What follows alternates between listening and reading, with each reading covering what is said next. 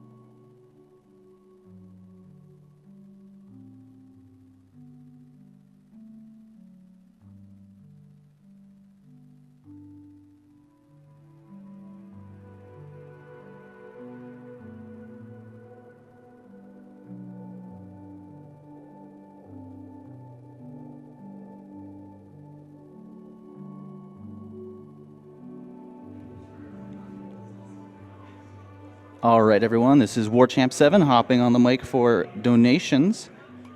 You're watching Summer Games Done Quick 2015.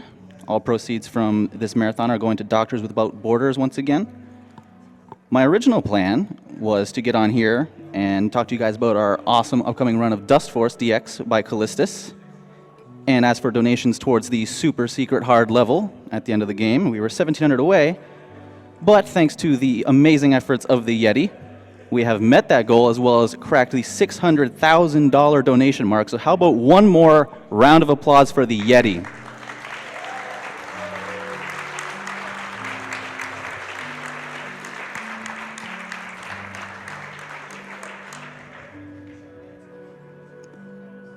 The Yeti, obviously a very fantastic website for picking up some very awesome t-shirts.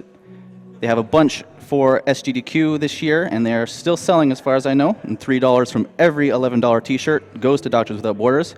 So if you haven't already, go check them out, theyeti.com.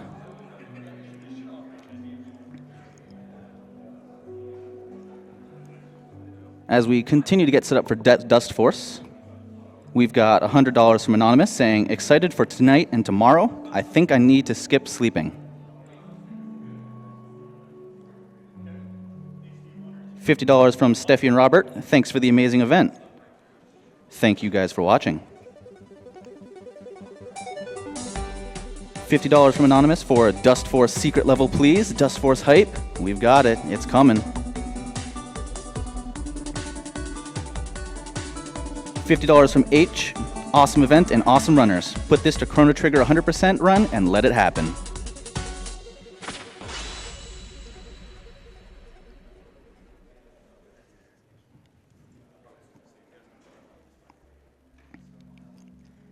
$34 from Project DT88.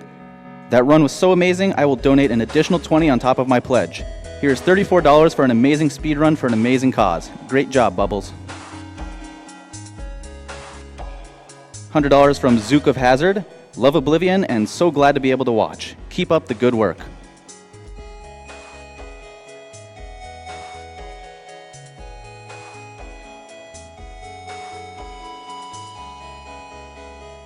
$100 from Richard. Third episode and now third donation. Found you a year ago thanks to the Awful Block and PJ. Sweden sends love.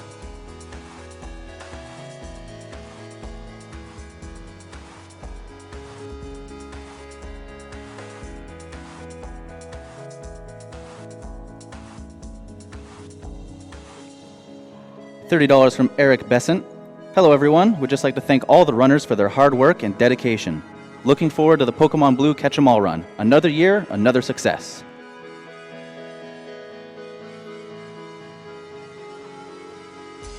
$50 from Jerry M. Here's $50. Great work by everyone involved. Good luck to all runners, and let's get to that Chrono Trigger 100% run for one of my favorite RPGs of all time. Also, half goes to a Link to the Past 100% run for the shovel game hype.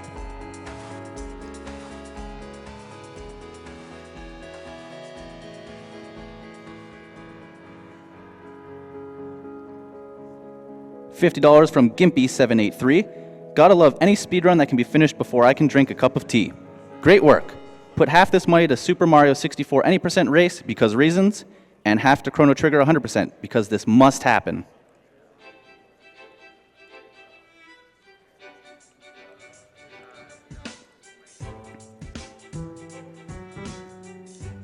Just an update on that Chrono Trigger 100% run. We are currently at $47,046.60 out of a needed $65,000.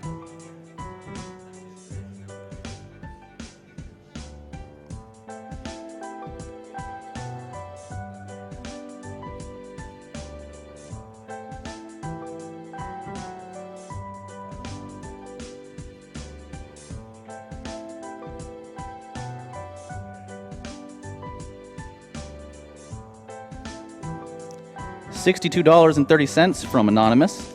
Two of my favorite games, Oblivion and post-apocalyptic Oblivion with guns. Watching these awesome runs by some awesome people has been well worth the sleep deprivation these past few years. Be sure to kill the animals.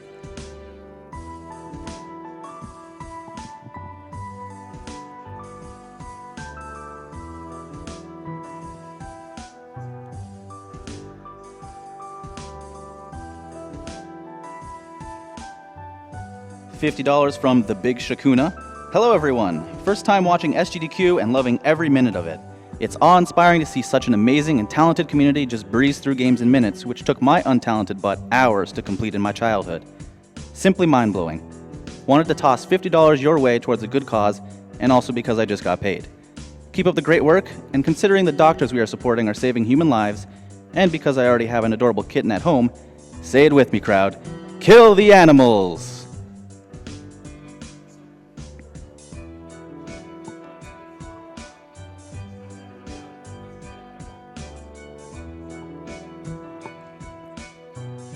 $50 from Animos.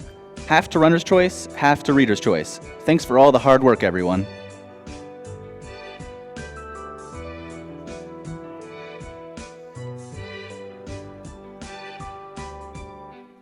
$50 from Brutish. I've been so hyped for the Dustforce run all week. Thanks to Calistus for doing the run, and thanks to the folks at SGDQ for another year of amazing events. I'm putting my money towards the super hard secret level because I'm sorry. Maybe someday I'll finish that Super Metroid Dustforce map that I posted on the subreddit, and the speedrunning cycle will be complete.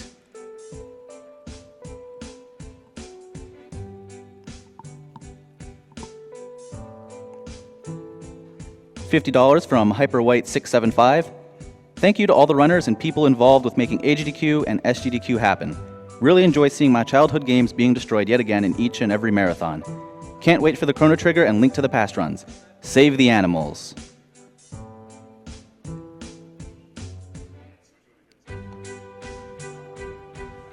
$100 from Fabi U. Dustforce hype. Amazing music and looking forward to amazing runs. I really want to thank everyone who made this event possible. Let's go save the animals and 100% Chrono Trigger.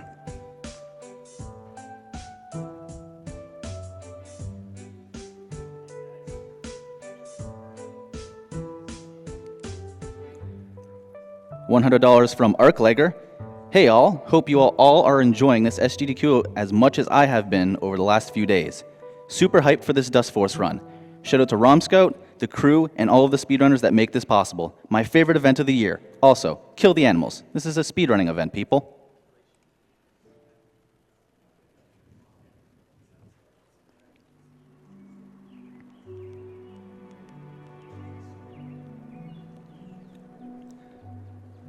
$100 from Toller. My wife and I are so excited we could attend SGDQ this year. Good luck to all the speedrunners. Also, kill the animals.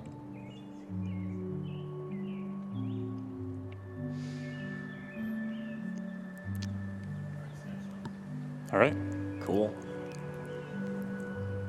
Dustforce. Dustforce. Yes. Let's go. DX. Yes, this is Dustforce DX. I guess I'll count down now.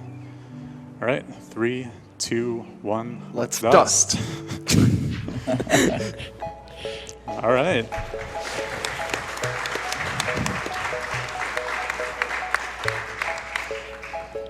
So this is a pretty interesting platforming game.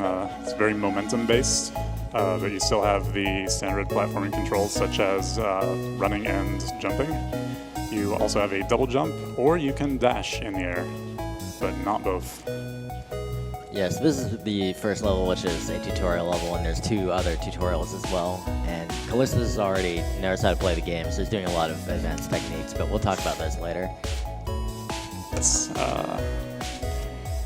Villagen, if you would like to explain any %. Yeah, absolutely. So there's really 2 ways to complete the game. The idea is to dust all the dust, generally, but we're playing the game to government standards, so we're pretty much going to accept collecting far less than 100% of the dust. And so in any %, we're going to do each level where we'll collect basically the minimum amount of dust we really need to finish fast. And then at the end of the level, there's a certain set of enemies that needs to be killed to trigger the end. And so you saw there, he used a super attack to finish off that level. And at the end of this level, there will be a similar thing. So there was a bid war for Franker Z or Kappa Supers. It's not very visible in the virtual levels, but it is there. It will be more visible once we get into the regular stages.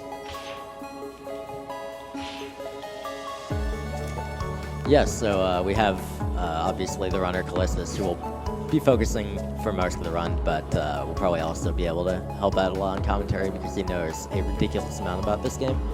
I'm Villagen. I'm Messenger. I'm Sideshow Dave, and next to me is Alta Biscuit. He's here for moral support, and we also have a guest. Hi! Hello, I'm Lexi. I'm the dev of this game. I did all the gameplay programming, so I pretty much made the game. We had another programmer that did all the engine programming, but yeah, I did all the in-game scripting and enemies and movement and stuff. So if you played this game casually, you might notice that he's going kind of fast. But yeah, basically the main difference between any % and the other main category for this game, which is SS all levels, is that because we're using a cleared save file, we can just complete each level as fast as possible and then just move on to the next one. And we're using the completed save file because just if you didn't, it would be pretty much the same run as SS all levels except for the last couple. And that's not super interesting. So now, because we do this, you get to see a lot of really interesting fast strats. Yeah, he swapped to a new different type of character. You want to kind of cover what the differences are with that? Yeah, so it's 4 different characters. This one is Dustforth. He has a really high jump and can generally traverse really long gaps really easily. Franker Z. On this level, he switched back to Dustman, and Dustman has kind of a more like conventional platforming style. His jump's a little shorter, but he moves a little faster than Dustworth. Dustgirl is very similar, but just slightly different in ways that, for most casual players, are kind of irrelevant. And then you'll see Dust Kid in a little bit, and she has much shorter jumps, but she gets 2 air jumps instead of 1.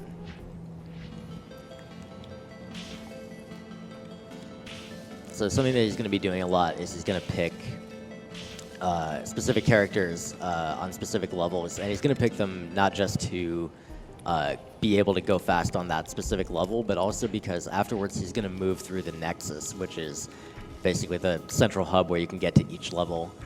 And sometimes it is optimal to pick a character that is slightly slower for one level, but then is faster for movement in the Nexus, or allows him to get to the next level at all, really. Yeah, this level tunnels is actually a really good show of boosting. Whenever you hit off of an incline, you can maintain your dash rhythm and just zoom along across the level.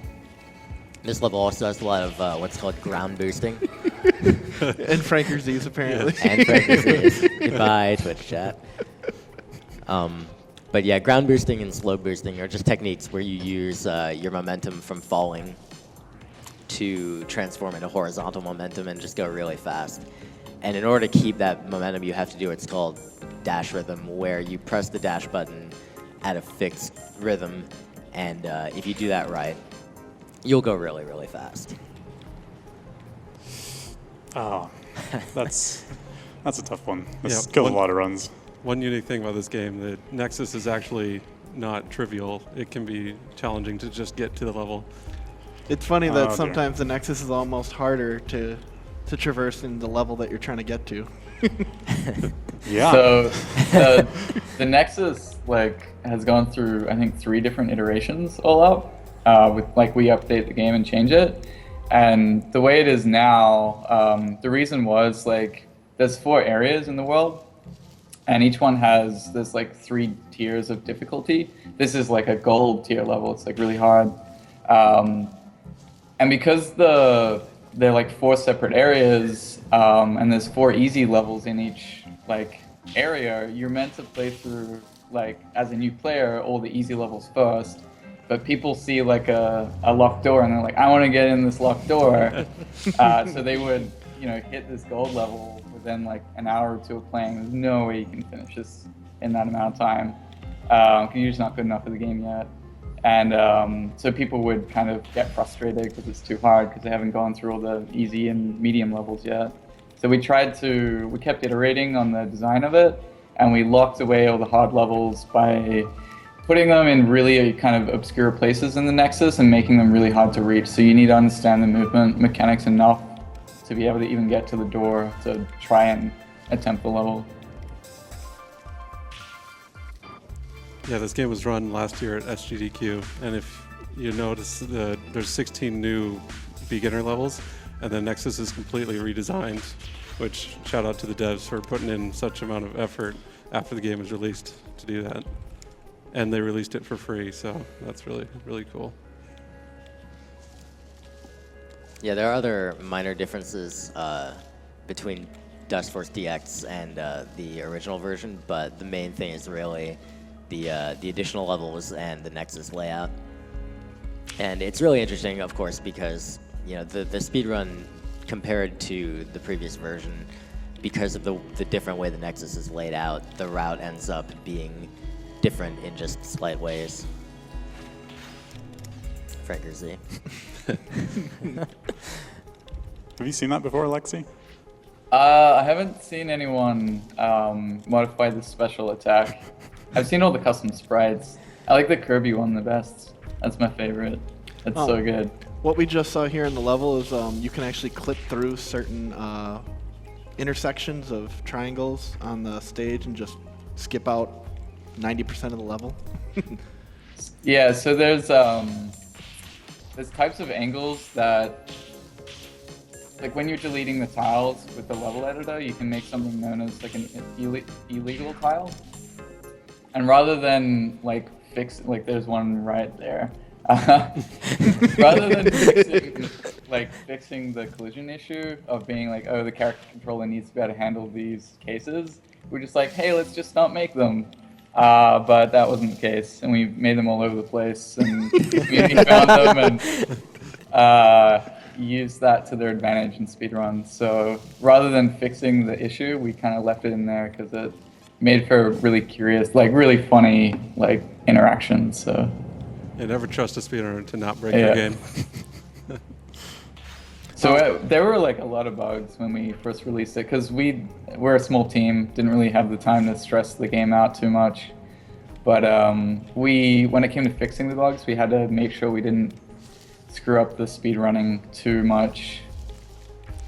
So on this level, you're going to see that Calistus is going to intentionally get enough dust to do a super. You've seen supers a couple times already. What's new on this level is that he takes damage intentionally. These big things do a crap load of damage, and that actually gives you credit for 5 dust each time towards your super attack. So it makes it really fast to build one up and then finish the end of the level.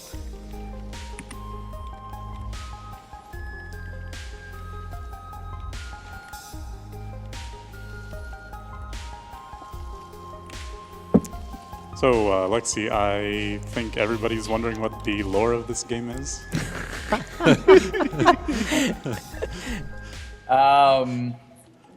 So it's kind of like the way our studio works. We don't really think too much about the explicit narrative behind anything.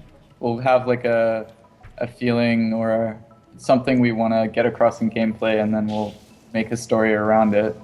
So like it started out with just the idea of a platformer that forced the player to touch surfaces. Like we played a lot of N+ and Nicogen when we were in high school, and like me and the artist. So we wanted to make like a fast-paced platformer like them. And the idea of touching surfaces was kind of interesting. And then, we came up with the theme of cleaning and janitors. But we needed a way to kind of have a reason for there to be dust everywhere, and for a reason like, why are you cleaning up leaves? Like, just let them sit there, So the idea was that there was 4 different boss hero characters, one for each type of filth. And like the autumn, the leaf sprite, which is the girl who puts leaves everywhere. It's not meant to be autumn. It's meant to be like summer in the game. She's kind of like messing with the seasons. So that's why you're cleaning them up. But so there's 4 bosses that are meant to be putting all this stuff everywhere and bringing alive all these inanimate objects and stuff. But we never really got the time to put that in. Like, there were meant to be boss fights and all that stuff, and when it came time to do the AI, I was just like, I don't have time for this. So instead, we had them fully animated and everything there. We put them in the multiplayer, versus mode. So at least, they're in there somewhere, so you can kind of figure out the lore behind the game yourself. But yeah, we tried, so, okay, this level here, this is great. This level here was actually the start of the game. In the, kind of a different version of the game we were working on. And you would fall down, and you start in this area, and the whole world was actually all connected. All the levels were connected. It was a big, giant world where there were kind of all these little levels within it, instead of going into doorways, they were just part of the world. And there'd be, you would see the dust, and it'd be like, oh, I got to clean this area up, and you would run through and clean it. And then there was towns and people to talk to and all that stuff. So the levels, there's all the mansion levels were actually all linked together. I think if you look in the original, the map file for this level, there's remnants of it, or at least you can see all the chunks that used to be there. But we built the whole mansion and tested it out to try and get lore and story into the game. And it just felt like the loneliest game running around cleaning. It was something really weird about it it just didn't fit right. It didn't have that magic of a world that was alive, because you were running around cleaning all these inanimate objects. So we kind of took a step back and switched it to what it is today.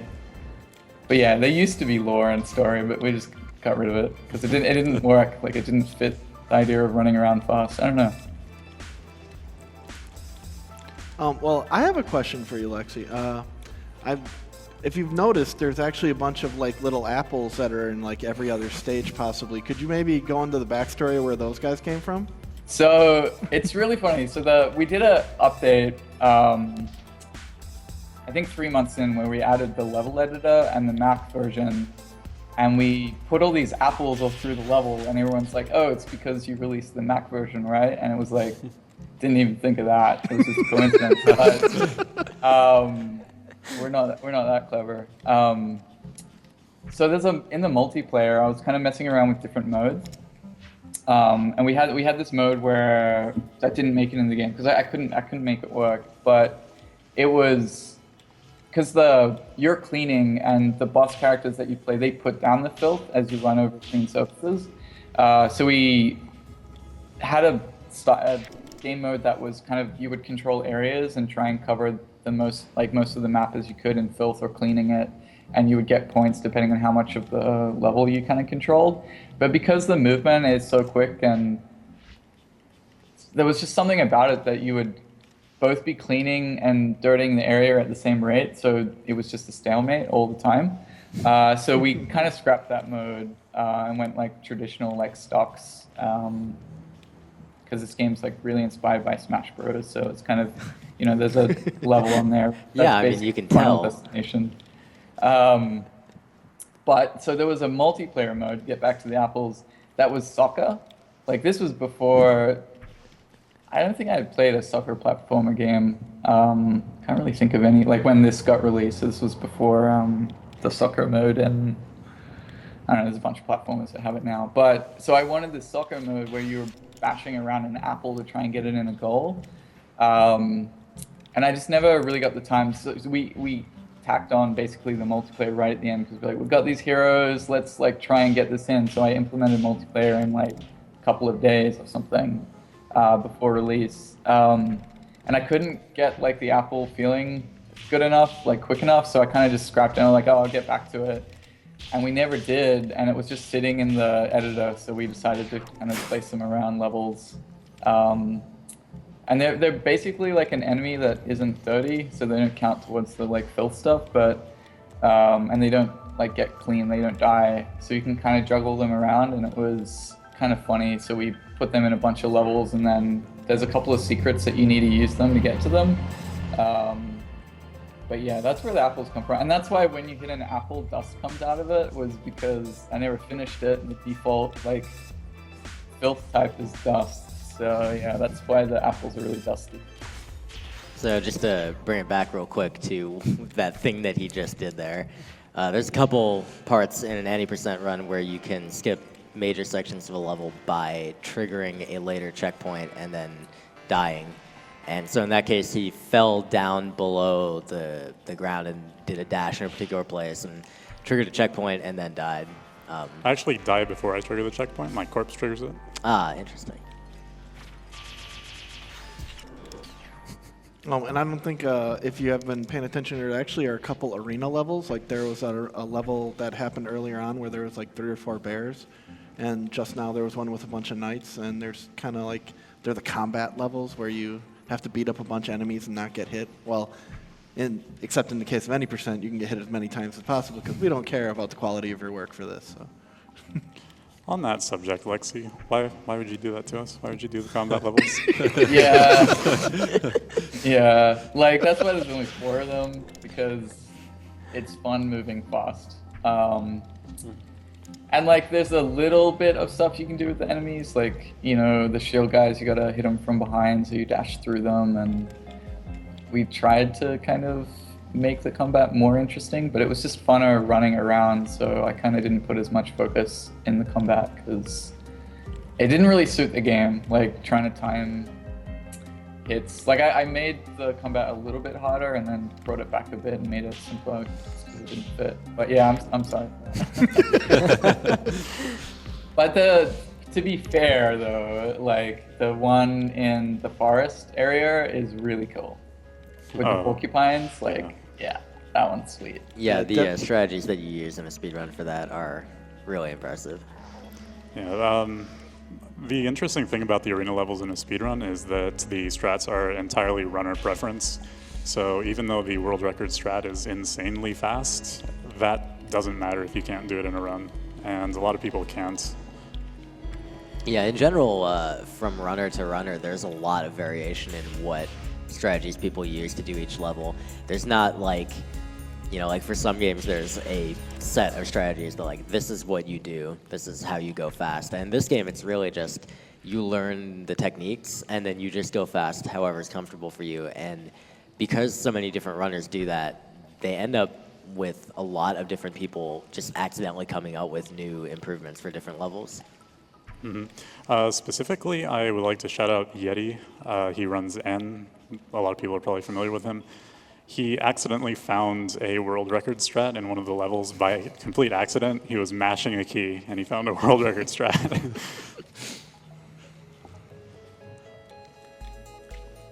So one nice thing to mention here, since I'm betting a lot of people are wondering, is that he kills the final enemy of the level and then immediately exits. The reason he does that is just that if he sits around and waits, There's no difference between whether or not the game registers his completion. It's done. He's finished the level. As soon as you hear that audio slow down and see the game slow down, the level's over. And all that he would get by waiting is he would have to wait like 9 seconds for the leaderboard thing to pop up and then exit it. So there's really no difference in terms of whether he actually completes the level. So this level here, Terrence made it the musician, the guy who did all the music, life-formed for the game.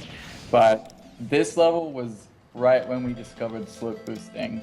So we didn't, slope boosting wasn't really intended. It kind of just came about by the movement mechanics. And we were running downhill trying to beat each other's scores, and we had like, I don't know, something like that, 17 seconds. I think it's down at 11 now, like with the tools. Yeah.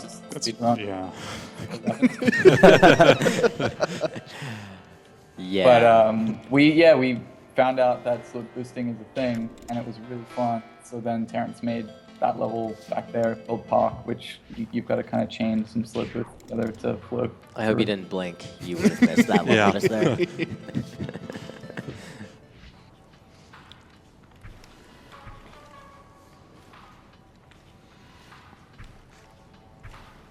This level is another really good example of just where you can bypass a huge chunk of the level to just finish off the end.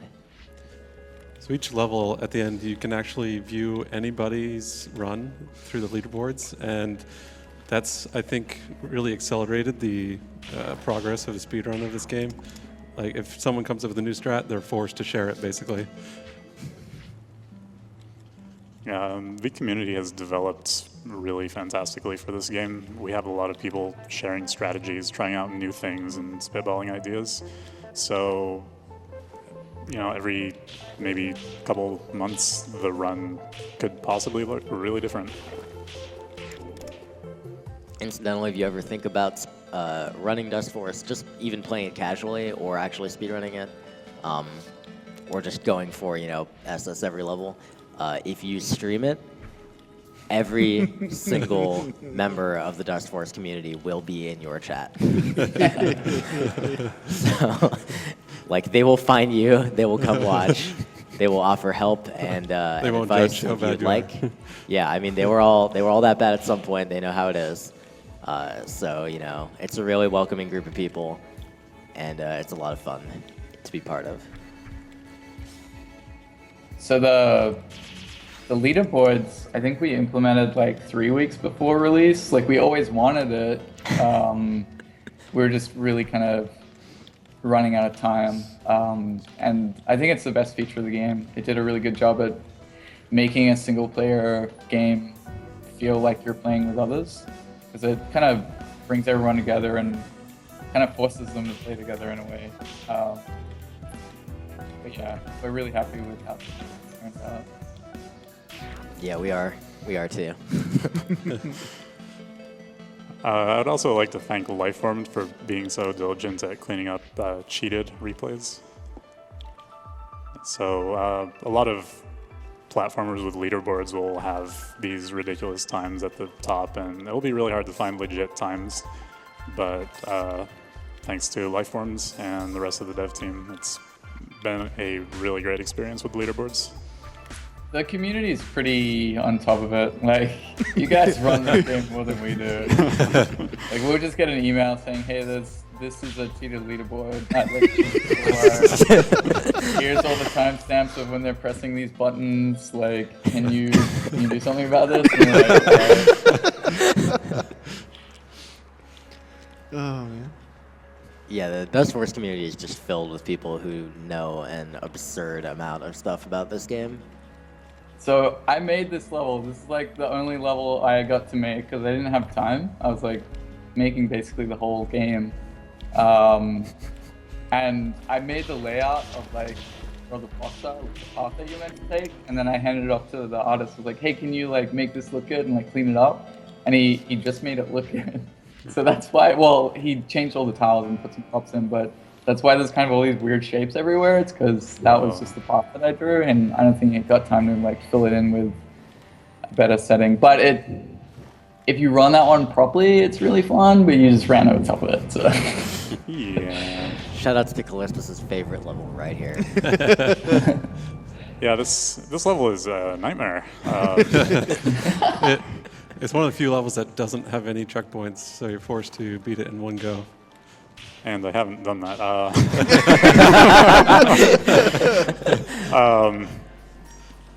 I will elaborate on that in a moment. Okay. All right, good stuff.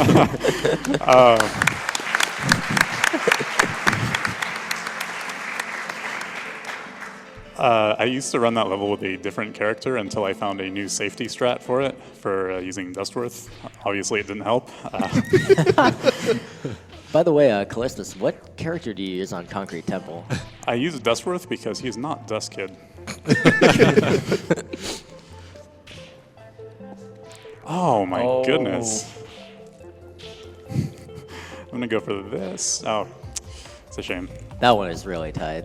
Yeah, it's I believe 3 pixels. It's a bit more lenient than it sounds.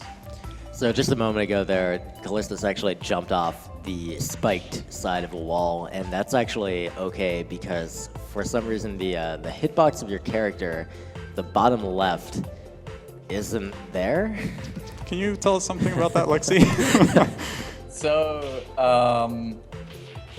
the reason you can kind of stand on corners, like that corner right there. Yes. The reason that happens is 2 things. So the hitboxes on the spikes are slightly smaller than, like, they don't go all the way to the edge. And that's so that when you've got like a wall that's got spikes on it, but you're running on the top of the platform, you don't kind of clip the spikes as you fall off. So the spikes have a smaller hitbox, and then you as a character, I was kind of running into this issue where you would, if there were spikes right flat on the ground and you're running towards them, when you jump, you don't jump instantly in this game. There's like anticipation frames. They'll cancel if you like fall off an edge straight into a jump, so it's still really snappy and you don't accidentally slip off ledges, but you kind of carry your momentum a little bit. So if there's spikes there, you'll run into them, and it felt really bad. So I made the character's hitbox slightly smaller. And the combination of the hitboxes on the spikes being not like the full spikes and you being smaller means you can do some really weird stuff with spikes. The reason why the left side is more than the other, I probably Really good. I probably just messed with the numbers. Like, there's so many variables in this game, and the way Dustman is coded, like the coding behind how the characters move, got really messy towards the end of it. And the way I kind of approached it, like I'm approaching it different for our next game because I kind of ran into how messy a state-based approach can get with having to handle all the transitions from state to state. I think like the code ended up being like 5,000 lines or something. It was just really inefficient and really hard to like debug, but I didn't have time to go through and clean it up basically. But it like has really deep movement, and that's what I was going for. So I achieved that, but it was a nightmare to debug. So if there was any like slight numbers off, I would just be like, and move on. But so like, because of the state transitions, you can do some really interesting cancels. So you'll see the runner jump on a 45-degree angle that has spikes on it. Normally you would die if you hit that. But what he's doing is he's holding down, which when you're on a 45-degree slope, it puts you in a slope slide like he was just doing then. It puts you in that state. And in that state, you can instantly cancel straight into a jump. You don't have to go through the jump anticipation frames.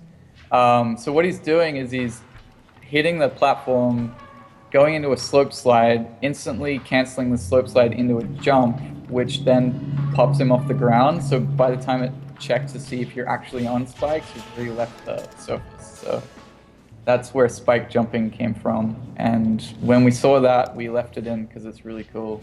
And it like people trying to finish the game, like getting an SS, there's only like 1 or 2 places where that can really help you. But overall, like you still need to be really good at finishing the game. So it didn't really impact the a standard playthrough, and it just meant that people could make really funny custom levels and stuff, so we left it in. It also made that hideout completion extremely impressive looking. Yeah, that was one of my goals for this run, was to get a deathless hideout, and I accomplished that. That level is definitely, it's one of the ones that I think a lot of casual players, if they play to this point, they get to hideout and it just crushes them, and they're like, I want to SS this, and it's just so hard. Yeah, I'm gonna be honest, I haven't SS this game. I don't think I ever could. It's too hard. Yeah, I have not finished mine yet either. I haven't either, actually. Well, he hasn't gotten the Please. true ending. Literally only played any %. Oh, yes. Nice. Nice, nice. dude.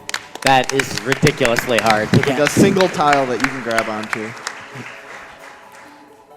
So I think what makes Hideout so hard is there's all these tiny little platforms that are like one platform width.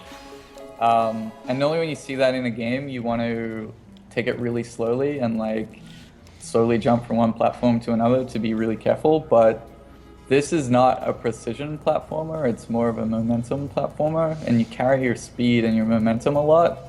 So if you try and land on a little platform and stop, you're gonna have a bad time. So that's what kind of makes Hideout so hard, is because it looks so scary that people take it safe and then they slip off all the platforms. Yeah, if you lose the momentum, you're not going to be able to make some of those jumps. And just a lot of them are set up for a flow. So you just hit one and you keep going and you connect into the next. Really nice. So, whoever designed the new Nexus, they managed to make the entrance to this level more difficult than the level itself, in my opinion. Yeah. Yeah. Is that Woodley's fault? That's... Oh, actually, I think Terrence did the Nexus this time. So Woodley did the first two Nexus, and then Terrence wanted to redo it, so he did it, I think. So that's on Terrence. Thanks, Terrence. So this level here was meant to be really easy, and then Woodley came in and put spikes everywhere. So Oh, man. I remember the first time I saw Backup Shift, I was like, I'm never assessing this. Like, I believe Backup Shift is one of the levels Mary made. Is that correct? hey, what was that? Sorry? Is Backup Shift one of the levels titled Mary in the game files? Yeah, so Mary did the marketing for Dustforce, and she made a couple levels. So that level that I was saying was meant to be easy, she actually made that level, and then Woodley made it really hard, and she couldn't finish it. So she was a bit like, I can't finish it either. It was a bit disappointing. But yeah, she made 3 levels, I think. So they were all titled like Mary 1, Mary 2, Mary 3 in the game files. But yeah, so she helped us out with making a couple levels for us, which was cool.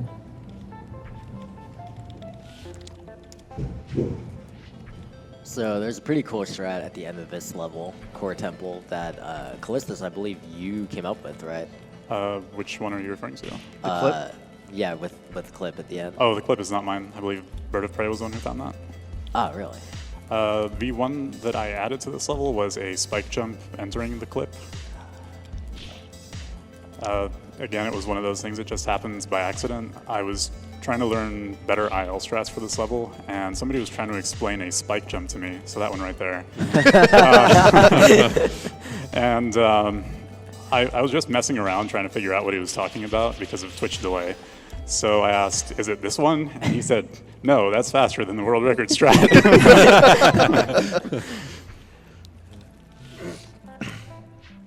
One minor thing we haven't mentioned about Nexus movement is that sometimes you don't actually want to go fast, or I guess as fast as possible, because there will be times in the Nexus where, like, if you go as fast as possible, you're going to just shoot past a door, and you can only go through a door to a level if you're stopped.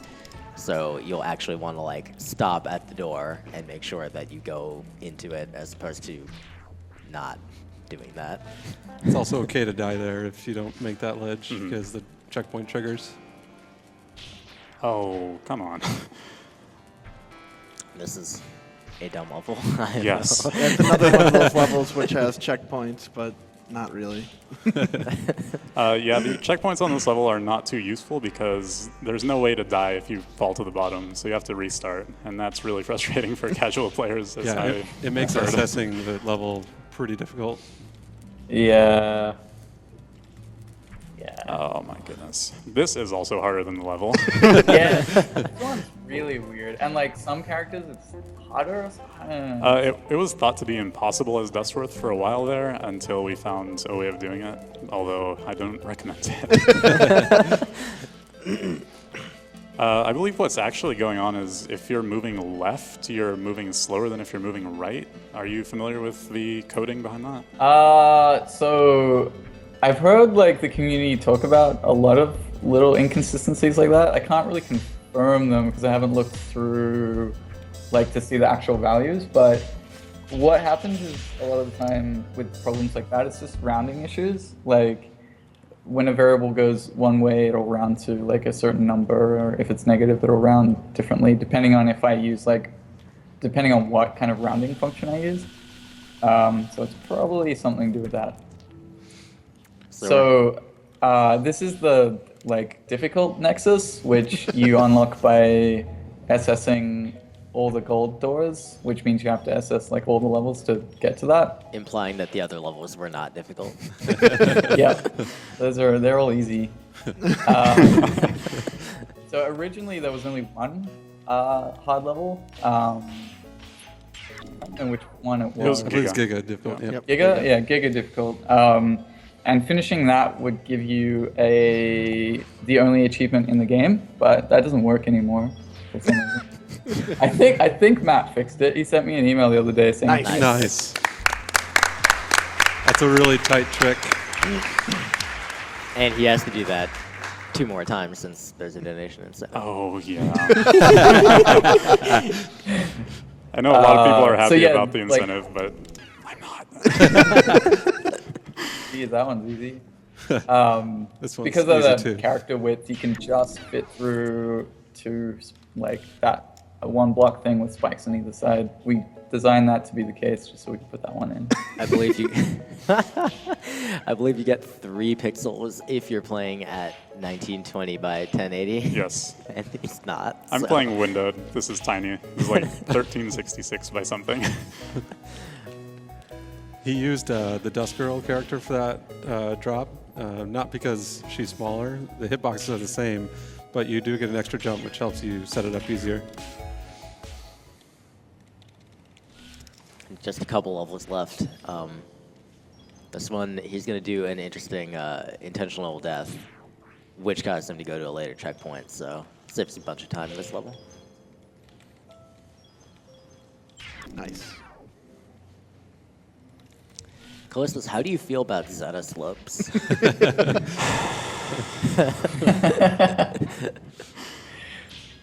Lexi, can you please tell me why you did this? This is Woodley.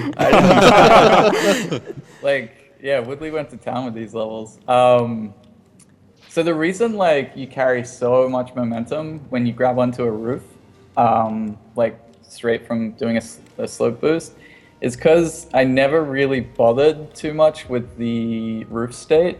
It has really basic friction, whereas all the other states have really custom friction and gravity and stuff applied to them. Every state is different. That's why it got so messy. So I just never made that state kind of complete, but it meant that you could do these really cool roof grabs. So we put it in a level.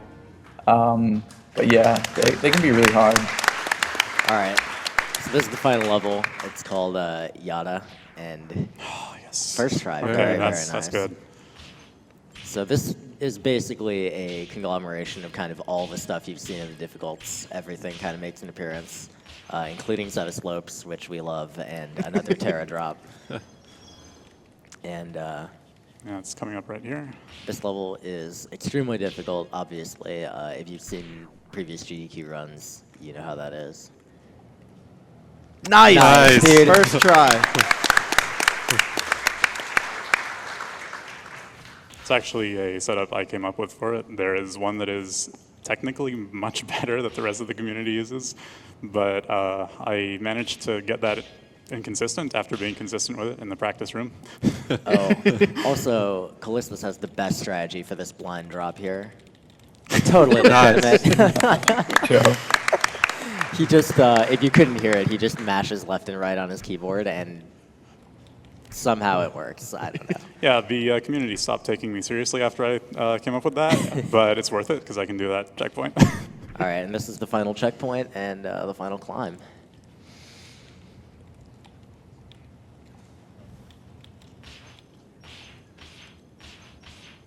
I skipped the music trigger. That's unfortunate. Nice.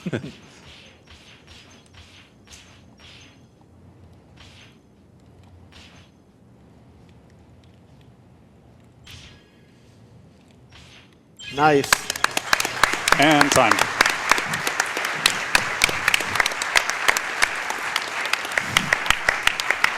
$19.39. Not quite. Yeah, sorry guys, we had a technical issue with the timer, unfortunately. But I was about to say, you beat the world yeah, record. world record. Wow. World 18 minutes. Yeah. World record. Yeah, you moved so fast you stopped time actually.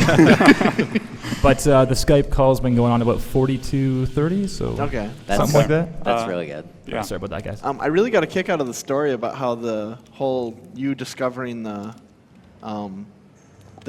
super secret hard level went. Trying to go over that. That was awesome. Yeah, so the incentive for this got met. This is a secret level which was added with the DX update. The way that it was supposed to be discovered was through a series of apples hidden in the levels, and you would put together these clues and rearrange these letters in order to get the code in order to get to the level, which is this. It's not very friendly, as you can already tell. What actually happened is, on the very day that the beta testing for this patch started, I was asked by another member of the community to help him find the apples because we were routing the most serious category, apple percent. And in doing so, I found one of these secret letters. So I went through and put all those together. It was supposed to be, according to what I recall Woodley saying, or Lexi said, Woodley wanted, was a big community effort where we would have this back and forth, finding these letters and trying to figure out how to put them together. But I went ahead and did that with 2 other people in the very night that it was patched into the game. And you've regretted it ever since. Yeah. Yeah. So this is a level. Very quickly, during the run, we got $777.77 from Duvad saying, "Hey, Calistus, this amount is for good luck on Infinity Difficult. You're going to need it." The Yeti capped off the Nice. incentive, but here's the amount I was going to donate anyway. So that clip is really hard, by which we mean random. Not quite random, but it was thought to be impossible as Dustman, to put that into perspective.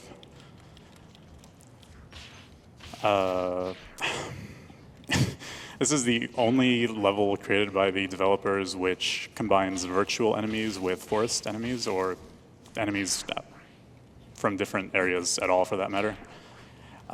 This is tough. So just to be clear, 36 people have finished this level, ever. That's the number. So it's not exactly friendly. Yeah. Originally, I was just going to have the incentive be showing a replay of it because I didn't think I would be able to do it in a marathon setting. And then I was asked why not, and I said, okay, I'll do it. But yeah, this level just has a million brutal checkpoints. Yeah, like that one. Yeah. And these aren't even the hard parts of the level. Yeah. Quite honest. If you're interested, you can obviously now if you didn't already know the code, you know the code. You can go pull it up, and you can take a look at the leaderboard, and you can watch a replay of someone getting SS in this level. Which Wait, don't you have to finish it to get the replay Yeah, out? you do. Oh, need you to. do. Yeah. YouTube. Spoilers, there's only 3 people in the world who have SS'd this. Yes. Yeah. So originally, this level was going to be added to the the difficult nexus, as like Why? why not? But yeah, we kind of asked a couple of people in the community. They kind of found out that we were making this level because we posted a couple of little snippets from it, and they didn't really like that idea. I wonder why. So rather than putting it in the main nexus and making it like part of the speedrunning, like to finish the game, we made it kind of separate. It doesn't have its own like spot in the level files. It's actually a sprite set. So we did like our best to hide it from the community. Like rather than it being a level, it was a sprite set, and then we encoded it so it didn't look like a level. So if you looked at the like data set, you couldn't put it in the level files and load it. It needed to go through like a decoding process basically. And then all the secret levels, all the secret letters, we hid them in the level editor as well. So if you bring the levels into the level editor, you can't even see the trigger volumes. So we did our best to like hide it, but yeah, the community found it in like no time, which kind of ruined it. Calistus, But I just want to make you feel a little better about this particular checkpoint by reminding you that the next one's even harder. Yeah, it begins now. This is Infinity right here. Yeah, there is no harder checkpoint in this entire game. Yeah. Yeah.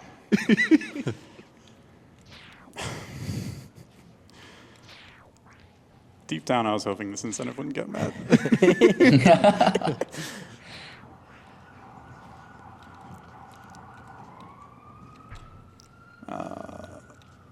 I can hear the cops on Lexi's Skype call. I'm sure they're going to arrest him for this level. Nice! Okay. Hold on. One last thing here. No. Okay. That would have been great first try, but... Yeah, the checkpoint here for this drop is actually against the wall, and the first time I got here, I didn't go all the way to the wall because I didn't think that would matter. So that was not fun. oh, that's brutal. Yes. Also, I was talking to Lexi the night that I found it, and he told me I wouldn't be able to complete it. Sub 5 minutes is impressive. Just beating it is impressive. Very nice job, dude. Good run. Thank you.